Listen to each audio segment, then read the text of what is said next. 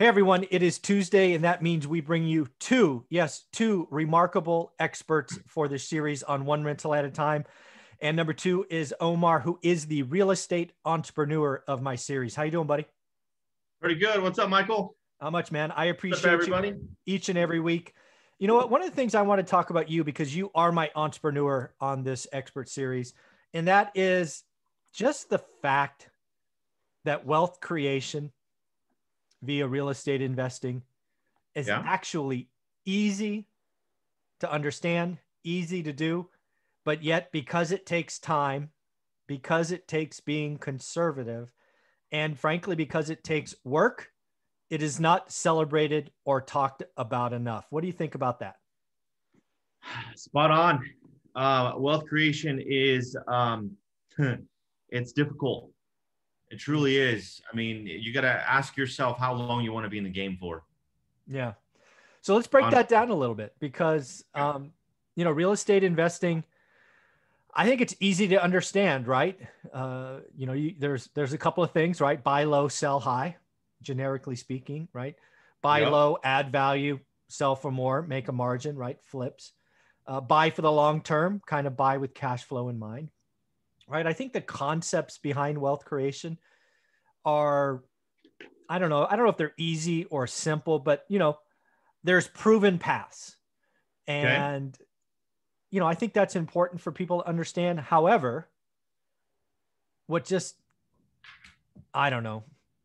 people just don't, a lot of people just don't seem to have that fire, that get to do the work required. They give up too easy. They get distracted. They try to go 50 directions in an inch at a time. There's no focus. That's a big part of my teachings and journey.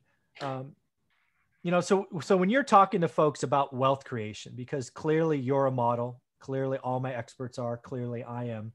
How does that conversation go? You've got somebody sitting on the other side of the table or on the phone, and they're jabbering about wealth. I mean, what are you hearing? What are you saying? What do you do?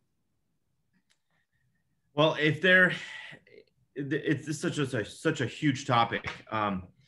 With regards to everyone wanting to be an investor, everybody wants to be in this path of sexiness, because what you do, what I do, what everybody else that people see on social media, it's sexy. I want to be the investor. I want to create wealth, because they throw that out there. But honestly, you got to ask yourself, okay, are you wanting to do it right now, or are you planning 5-10 years from now? Because to get by right now isn't going to be the same amount of money you make 10 years from now. So you have to understand that it's a journey.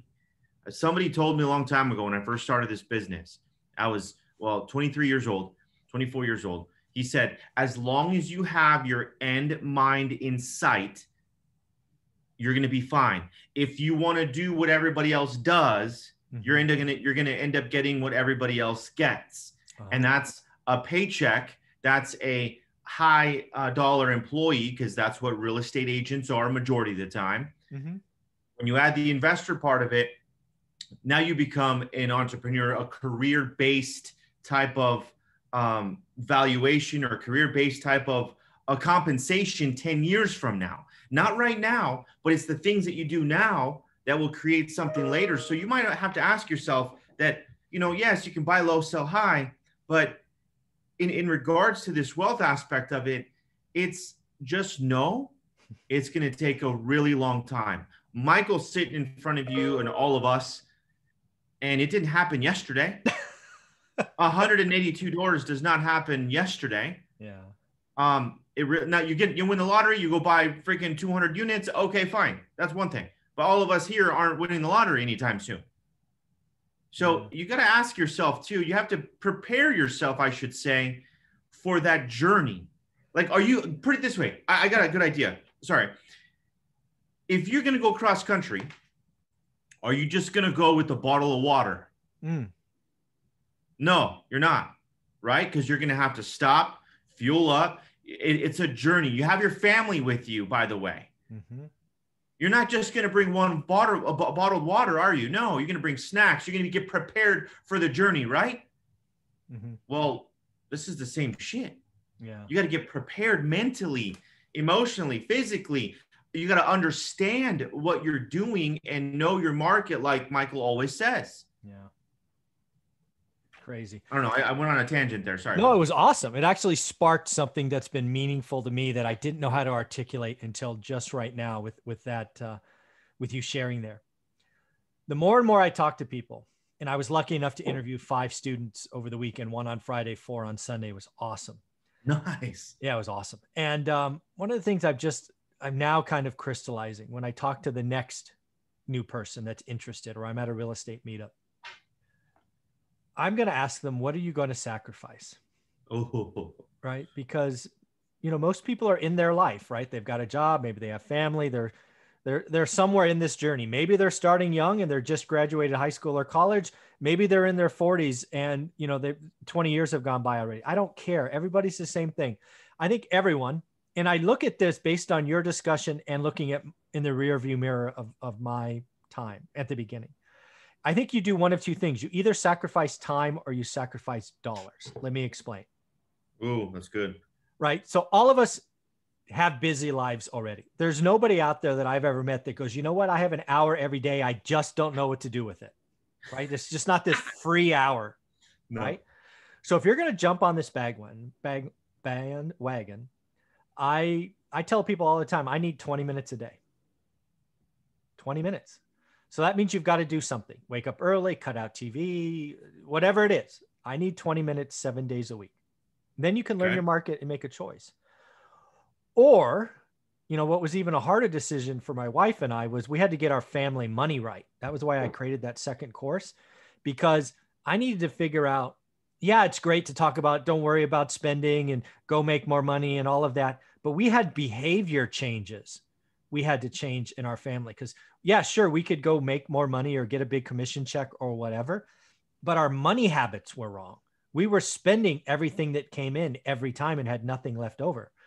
So, some people need to sacrifice, and we did. We went from spending 100% to spending 50 over several years, which is awesome. Both of those two things, sacrificing time away from family, away from TV, away from something, and getting our money right at home and changing our behaviors, set us up to maximize the journey. Because again, it is time. This game, if you're in it for 10 or 15 years, you're going to be surprised at what happens. It's just remarkable. But you've got to change those two things. And I believe everybody has to sacrifice at least one. And in my case, I had to sacrifice both time and money. What do you think of that? Well, for everybody that's listening, if you're not willing to, dollar-wise, I'm going to agree with you on the dollar and time aspect of sacrificing. It's easy to sacrifice money. Okay. The time aspect of it, you won't get that time back. So you might as well utilize it very wisely. I had a huge discussion this weekend about dollars. Exactly. Except we just called it money and buying time. Because in essence, when you hire new people, when you know that you can't be in 20 different places at one time, which I know Michael and I both go over, we want to do it all, but you want to put people in place that you can pay to do things so you can buy yourself time back. Okay. That's why these big ass people with millions and millions of dollars that come in, they have jets because they're buying themselves time to get to a place. So while they are flying there, they're working, they're doing things, they're buying themselves time. So this aspect of dollars and time is so spot on. If you're not mentally ready to give up on, or I shouldn't say give up, I should say sacrifice, because when you sacrifice, something else comes back to you. Understand that it may not be the game for you if you're not willing to sacrifice time. Anyone can sacrifice money. Anyone can. You can go make more, pay somebody else. Make more, pay somebody else. But at the end of the day, guess what's going to happen when you have to train that person that you're going to be paying? You're sacrificing time to do so. So this aspect of it is so key, man. I run around crazy all the time, and it's a challenge for myself too. And I'm sure it was with Michael increasing his production and doors and everything else. And now he's going on a different journey, as well as still doing his basics, buying more property. And we still struggle with it because we're human. Mm-hmm. And time, we get 24, all of us get 24 hours in a day. What's the difference between someone that's utilizing that 24 hours, making $5,500 a day, which is $2 million a year, versus to the person that's making $250 a day, which is $150K a year? Yeah. What's the difference? Sacrificing time. Yeah. Yeah. I mean, this is something I'm going to probably talk about more and more, because especially for people at the beginning of the journey. I mean, I don't mean this to sound bad, but at some point you have hundreds, if not thousands of people coming to you, and they're like vibrating with excitement because they look to you or they look to people around you and go, you're successful. I got to get me some of that. Right. And oh, by the way, they're looking at our journey, which is 8, 10, 12, 20 years in the making, and wanting to just jump to where we are. But we've got to talk about the price of admission. The cost is, in the beginning, it's for everyone, myself included. I had to choose to sacrifice time, which was tough. I had a young daughter. I had, a crazy work life. I had to sacrifice sleep or exercise or whatever it is, because I had to do my daily activity. And then money. For us, it was a big deal, right? We got kind of comfortable living on some enjoying those fancy things in life. And we just cut them out for 15 years, and it was noticeable. And, right. But the payoff is huge if you do that over a decade. So that's what people, I think, need to hear. And spot on with that. You just brought up something about sacrificing time with your daughter. Yeah. I have a 14-year-old daughter. And when we found out we were pregnant with my previous relationship, I was 26 years old. I was only 3 years in the business. I did buy one house. I had one home. That's it. That's all I had. And I said, okay, well, how am I going to do this? Yeah. I remember sitting down back then when I was 25, 26 years old, and understanding, what do I want out of this career? Yeah. I have a new daughter. What am I going to do for her? What am I going to do for us, for the family? And I'm like, I got to go all in. But that required sacrificing time with my first daughter, 100%. And anyone that's going to say, oh yeah, you can have it all, you can do this, you do that. Yeah, you can to an extent. But I will guarantee you, anyone that's super successful has sacrificed a lot of time and has tons and tons of challenges coming at you because of that. Yeah. And it's not all rainbows and whatever you want to call it at the end, because that you can't get back that time.